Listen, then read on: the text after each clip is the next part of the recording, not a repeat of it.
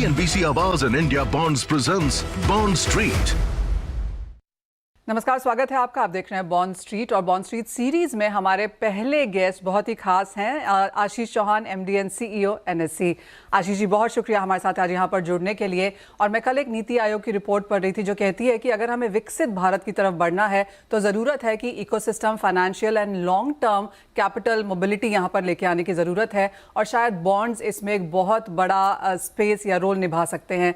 आपकी क्या सेंस है, जब हम विकसित भारत को देखते हैं तो overall capital mobilization, high scale और सस्टेनेबल कैपिटल की जब हम बात करते हैं, वहाँ पे बॉन्ड्स क्या रोल प्ले कर सकते हैं? किसी भी अर्थतंत्र के विकास के लिए, even day to day running के लिए एक तरह से रिस्क कैपिटल की आवश्यकता है। वैसे ही एक तरह से नॉर्मल कैपिटल की आवश्यकता है जो ऋण से मिला जाता है। तो जो बॉन्ड है, लोन्स हैं, वो ऋण कहा जाता है और बॉन्ड्स एक तरह से डिसइंटरमीडिएशन है।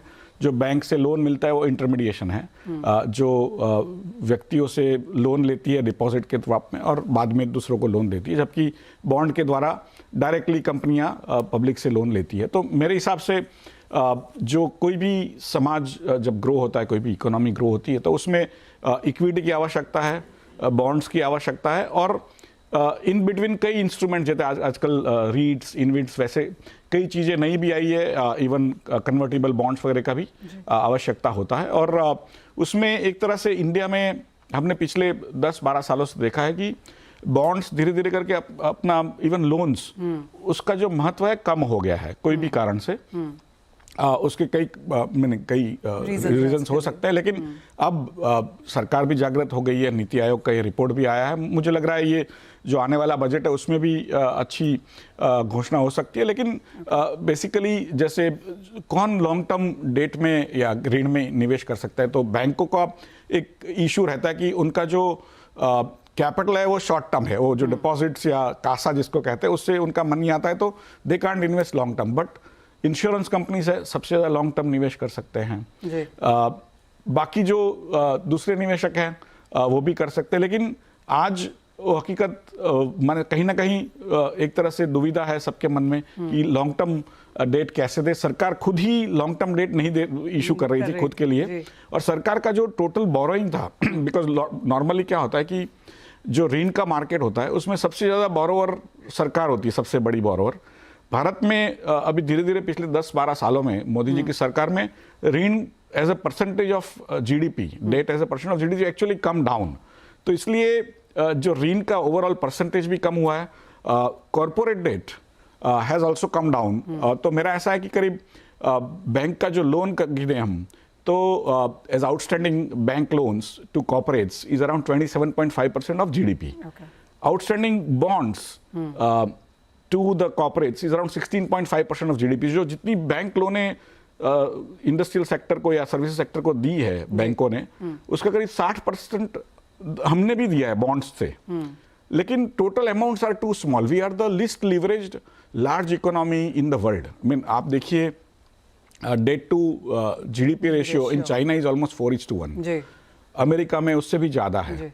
हमारा करीब 0.5:0.6:1 है।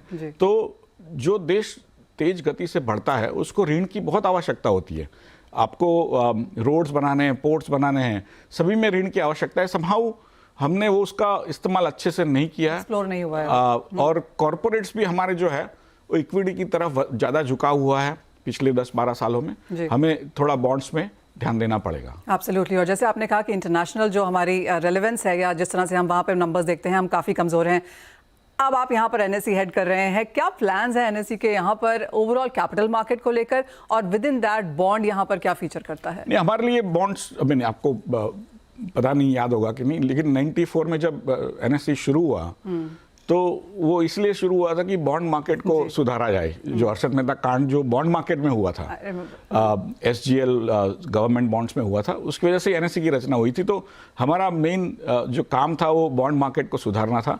आज तक हम अविरत प्रयास कर रहे हैं और स्वाभाविक है कि पिछले 3-3.5 सालों से मैंने कोशिश की है। उसमें एक ट्राइपार्टाइट रेपो करके एक फ्रेमवर्क है, उसमें आज दिन में 5-7 हज़ार करोड़ का एवरेज ट्रेडिंग हो जाता है। OBBB नाम की एक व्यवस्था शुरू की है जो ऑनलाइन बॉन्ड प्लेटफॉर्म, जिसमें अभी करीब 29 अलग अलग प्लेटफॉर्म्स हमारे से जुड़े हुए हैं, तो आप जब भी वो प्लेटफॉर्म से बॉन्ड्स खरीदते या बेचते हैं तो उनका जो सेटलमेंट है वो एक्सचेंज के क्लियरिंग हाउस से द्वारा होता है। आपके अकाउंट में डायरेक्टली, आपके डीमैट अकाउंट में डायरेक्टली वो जो बॉन्ड्स आ जाते हैं। तो हमने कई ऐसे बदलाव किए जिससे आज पिछले 3 सालों में जो हर बॉन्ड जो इशू है उसका साल में 100 से कम ट्रांजैक्शंस होते हैं एक एक बॉन्ड के। आज 1066 है 2025 के कैलेंडर साल में, तो 10 गुना सॉर्ट ऑफ ट्रांजैक्शंस बढ़ा है। लेकिन टोटल नंबर ऑफ ट्रांजैक्शंस आप 2025 में गिनोगे 8-9 महीने में, तो हमने 10 लाख ट्रांजैक्शंस किया है, जबकि भारत एक दिन में करीब 30-40 करोड़ ट्रांजैक्शन इक्विटी में कर लेता है। तो स्वाभाविक है कि हमने एक शुरुआत की है, छोटी है, लेकिन इस मार्केट का जो इंपॉर्टेंस है, करीब इक्विटी मार्केट है उतना ही बॉन्ड्स मार्केट उससे ज्यादा वर्ल्ड में होता है। माने जो कंपैरिजन करते हैं रेशियो में, तो डेट से ज्यादा, आई मीन इक्विटी से ज्यादा डेट मार्केट का बड़ा इंपॉर्टेंस रहता है वर्ल्ड मार्केट में, अमेरिका में, चाइना में, कहीं पर भी। हमने उसको एकदम धीरे धीरे करके सिकुड़ लिया है, अभी उसको बढ़ाने की आवश्यकता है। और जो देश अगले जो एस्पिरेशनल है कि 10% 12% से हम ग्रो करेंगे, तो डेट मार्केट का इंपॉर्टेंस जरूर बढ़ेगा। एब्सोल्युटली। आशीष जी, जैसे आपने कहा कि पिछले 10 साल में बहुत कुछ होता हुआ नजर नहीं आया, 24 में एक अच्छी शुरुआत हुई, 25 के नंबर्स हमारे सामने हैं। एक्सपेक्टेशन ये है कि जिस तरह की ग्रोथ हम देख रहे हैं 26 में शायद हम ये नंबर्स डबल होता हुआ भी देखें, लेकिन एक लॉन्ग टर्म ट्रैजेक्टरी यहाँ पर क्या है? और जैसे आपने कहा कि बजट में कुछ देखने को मिल सकता है, नीति आयोग की भी रिपोर्ट आई है, तो क्लियरली ध्यान उस तरफ है। आपके लिहाज से यहाँ पर पॉलिसी फ्रेमवर्क में क्या कुछ किया जाने की जरूरत है? नहीं, कई चीज़ें जो लोगों ने सजेस्ट भी की है, खास करके जो अर्लियर पिछले समय में जो टैक्स फ्री बॉन्ड्स खास करके PSUs के आते थे, बाद में बंद हो गए। तो कहीं ना कहीं एक तरह से बॉन्ड्स ट्रेडिंग को भी इक्विटी की तरह लिया जाए, उसके जो कैपिटल गेन टैक्स वगैरह जो है उस हिसाब से, उस लिहाज से देखा जाए तो दोनों में एक तरह से समानता आएगी। उसकी इनकम, हाँ, हालांकि जो इनकम आती है बॉन्ड्स में से आप उसको इनकम की तरह ट्रीट करिए, बट जो कैपिटल गेन्स वगैरह आते हैं तो उसमें आप उसको कैपिटल गेन की तरह ट्रीट कर सकते हैं। तो उसके एक तरह से बॉन्ड्स को एक बढ़ावा मिलेगा, ऐसा मेरा मानना है। यहाँ से आगे जाके जैसे आपने कहा कि जिस तरह का टिकट साइज और जिस तरह के नंबर्स या पंचेस हम इक्विटी में देखते हैं वो बॉन्ड्स में नहीं है, क्या ये अवेयरनेस को लेकर है? क्या ये बिकॉज इसकी लॉन्ग टर्म मैच्योरिटी है उसको लेकर है? रिटेल के दिमाग में क्या है यहाँ पे? नहीं, रिटेल के दिमाग में एक तो ये है कि वहाँ पर रिटर्न्स नहीं है। जो रिटर्न्स है वो एक्साइटिंग नहीं है। जो रिटर्न्स आता है आपको 6, 7, 8, 9% तक मिलता है। पर यूजुअली जो हम कहते हैं 60% इक्विटी, 40% डेट, आपको लगता है इंडियन रिटेल उसको नहीं मानता या नहीं करता? Indian retail, see the way I look at it कि risky asset versus not so risky asset. तो रिस्की एसेट में उनके पास इक्विटीज है जो आजकल काफी बढ़ चुकी है। ऑफ कोर्स म्यूचुअल फंड उसी में शामिल है, भले म्यूचुअल फंड कहा जाता है कि नॉन रिस्की है, बट अल्टीमेटली इक्विटी का ही बेस है।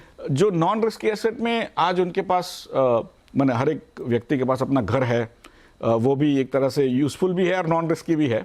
और that is where basically of course jewellery, आजकल गोल्ड सिल्वर का भी बोलबाला है, आप तो वो काम बहुत अच्छे से करती है। तो एक तरह से बॉन्ड या ऋण का जो मार्केट है थोड़ा सिकुड़ सा गया है, लेकिन आवश्यकता बहुत है खास करके एक विकासशील देश के लिए। और मुझे लग रहा है कि जैसे जैसे हमारे इंटरेस्ट रेट्स कम होंगे, आज हो भी रहे वर्ल्ड में, वहाँ पर आपको नए इंस्ट्रूमेंट्स, लिवरेज इंस्ट्रूमेंट्स, अलग अलग तरीके के फ्रेमवर्क्स की जरूरत पड़ेगी जहाँ पर ज़्यादा से ज़्यादा लोग निवेश कर पाएगा। दूसरा एक इशू ये भी है कि बॉन्ड में आप जब निवेश करते हैं, इवन बैंक्स करती हैं उनके SLR वगैरह के लिए, या तो इंश्योरेंस कंपनी करती है, तो वो लोग होल्ड टू मैच्योरिटी करते हैं, तो इसलिए ट्रेडिंग बहुत कम होता है। आपके पास आज भी NSE पे 500 बिलियन सेकेंडरी मार्केट भी स्ट्रांगली डेवलप करने की जरूरत है। 500 बिलियन डॉलर से अधिक का मार्केट, आई मीन बॉन्ड्स, हम हर लास्ट ईयर हमने 250 बिलियन डॉलर्स का तो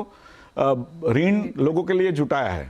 लेकिन ऋण ऐसी बात है कि वो धीरे धीरे रिटायर भी होता है, जो इक्विटी नहीं होती है। बट हर साल हम 250 बिलियन डॉलर का ऋण CP mean commercial paper, deposits और डिबेंचर्स, रीट्स, इन्वेस्ट के द्वारा करते हैं, लेकिन वो रिटायर होते रहता है इसलिए। बट 500 बिलियन डॉलर कम नहीं है, उसके बावजूद जो ट्रेडिंग वॉल्यूम है बहुत कम है, क्योंकि लोग होल्ड टू मैच्योरिटी करते हैं। उसको कैसे बढ़ाया जाए, तो इसके लिए भी हमने corporate bond index futures, index options की बात करी है। Even government bond index futures index options का भी हमने प्रपोजल सेबी के ऊपर सभी के साथ रखा हुआ है। तो मुझे लग रहा है कि कहीं ना कहीं ये सब में 2026 में एक तरह से कुछ अच्छा एक झुकाव आता है तो हम आगे बढ़ पाएंगे उसमें। आशीष जी, एक फाइनल सवाल आपसे, सवाल भी नहीं है, क्या एडवाइस देंगे आप रिटेल को, कैसे पोर्टफोलियो होना चाहिए और डेट की जगह उसमें क्या होनी चाहिए? एक तरह से जैसे इक्विटी है वैसे ही डेट है और लिक्विडिटी बहुत अधिक है उसमें, कोई एसेट्स के सामने। तो आपको जब पैसे जब चाहिए होते हैं तो आपको वहां से तुरंत मिल सकता है और एक कंसिस्टेंट रिटर्न्स आपको बॉन्ड के माध्यम से मिलता है। जो इक्विटीज आपको पता है ऊपर भी जाते हैं नीचे भी जाते हैं, जबकि बॉन्ड्स में आपको वो रिटर्न्स मिलते रहते हैं। तो मुझे लग रहा है कि आप उस पर भी रिटेल निवेशक को अपने जब पोर्टफोलियो बनाते हैं, जिसको बैलेंस पोर्टफोलियो कहते हैं, उसमें ऋण को भी एक जगह देनी चाहिए। राइट। आशीष जी, बहुत शुक्रिया हमारे साथ आज यहाँ पर स्टूडियो में जुड़ने के लिए, बॉन्ड्स पे बात करने के लिए, आगे क्या एक्सपेक्टेड है वो करने के लिए और ऑफ कोर्स हमारे दर्शकों को एडवाइस भी करने के लिए। CNBC Awaaz and India Bonds presents Bond Street.